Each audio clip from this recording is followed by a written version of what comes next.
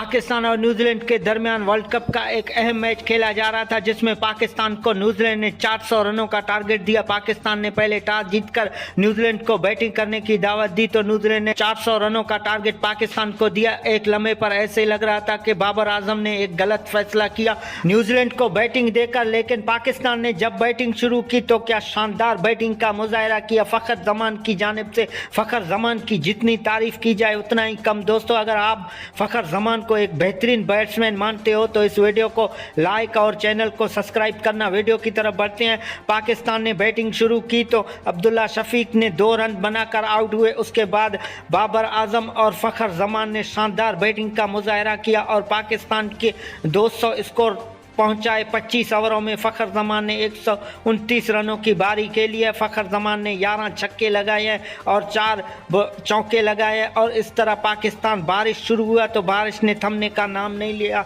तो Duckworth Lewis के मुताबिक पाकिस्तान को 21 रनों से ये शानदार जीत मिला है और पाकिस्तान के शायकीन सारे खुशी से झूम उठे, क्योंकि पाकिस्तान के लिए सेमीफाइनल के दरवाजे अब खुल गए हैं। अगला मैच इंग्लैंड से जीतना है।